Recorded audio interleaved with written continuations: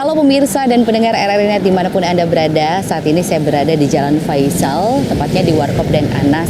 Dan Warkop Deng Anas ini adalah salah satu warkop legendaris yang ada di kota Makassar. Hampir setiap hari, Warkop Deng Anas ini ramai dikunjungi oleh warga kota Makassar. Konon katanya karena memiliki ciri khas, cita rasa tersendiri, dan harganya pun terjangkau. Penasaran sih seperti apa racikan dari Warkop Deng Anas ini? Yuk ikut sama saya.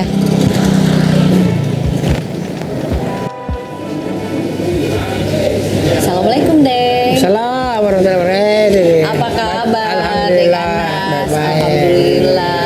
Saya bisa sempat kesini lagi ke warkopnya Deng Anas. Penasaran? Iya. Saya pengen ngobrol-ngobrol sedikit sama kita, Deng. Iya. Saya Apa ngobrol di itu? sini, mau di Pale. Boleh. Boleh. Iya, silakan. Iya. Boleh kita ceritakan sedikit, Iya. mungkin awal mula kita bikin warkop ini seperti apa? Iya. Awal mula usaha kami ini di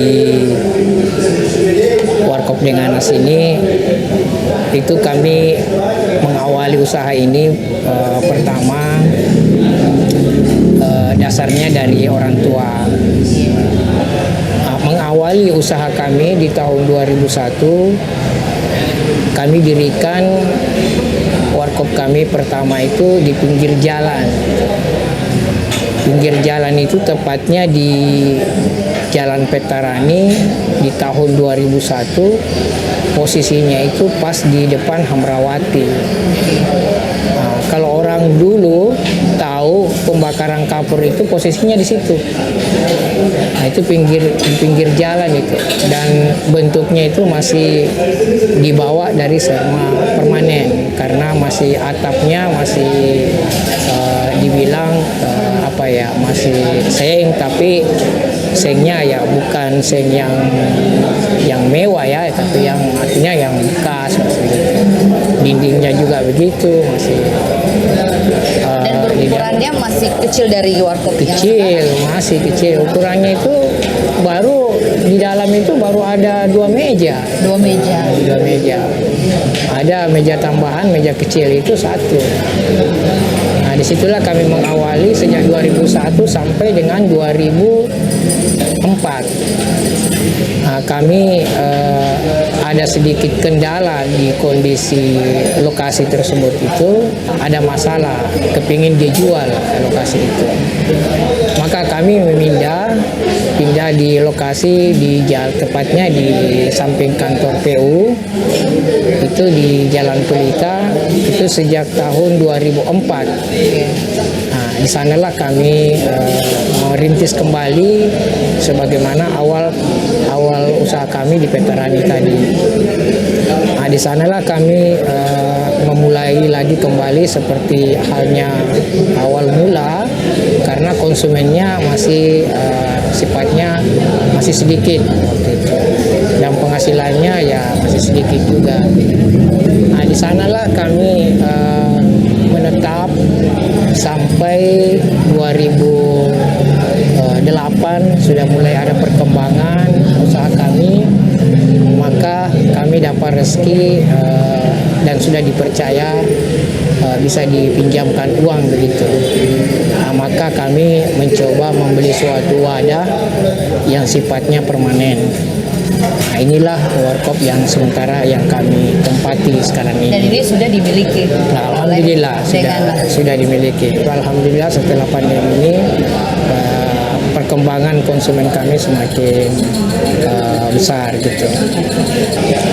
Tambah Deng, sepertinya boleh kita lihat bagaimana cara meracik kopinya di Warkop Deng Anas ini. Boleh. Saya juga sedikit penasaran sebenarnya Deng, karena banyak ini pecinta kopi di Makassar bilang, Dede, kopi Deng Anas itu memang beda kirasanya dengan kopi-kopi lain. Iya. Penasaran toh Kak Deng?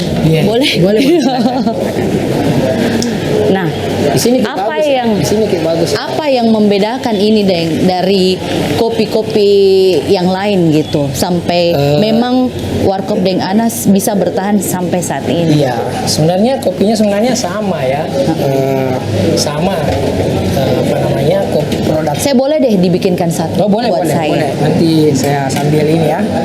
Sebenarnya kopinya ini kita ini hampir sama semua. Iya. Hanya kendalanya Iya. yang pertama itu pola masak. Oh. Ya.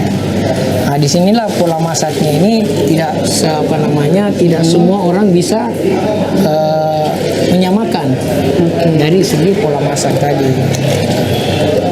Kalau dari segi bahan bakunya adalah kopi itu hampir sama semua. Hanya posisi di saat kita meracik dan membuat kopi dalam pola masak itu pasti beda. Dan kedua juga bahannya bisa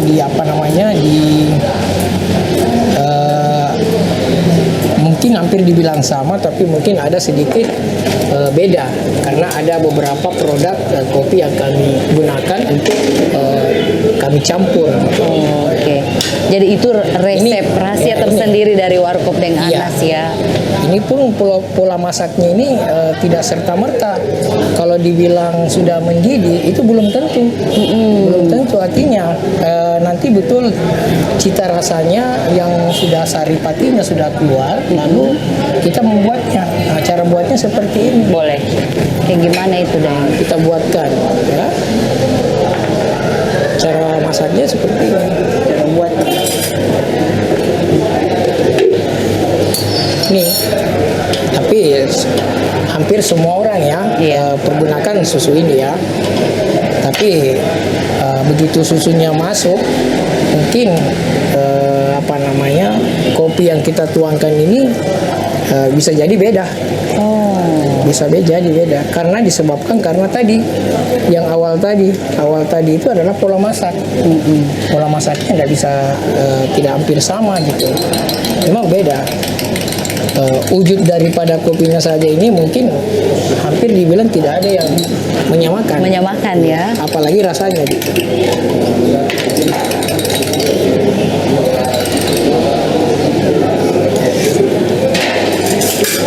Jadi apa ini tantangannya menurut kita sejauh ini? Apalagi kan warkop sekarang sudah banyak mie dengto menjamur mie di sudut-sudut kota, di jalan-jalan lorong kecil juga pun sudah banyak. Nah, kedepannya seperti apa mungkin dari Deng Anas ini untuk tetap konsisten dengan apa yang sudah dibangun dan mungkin ada inovasi apa lagi kedepannya menghadapi tantangan? Sebenarnya kalau berbicara tantangan itu saya sudah lewati.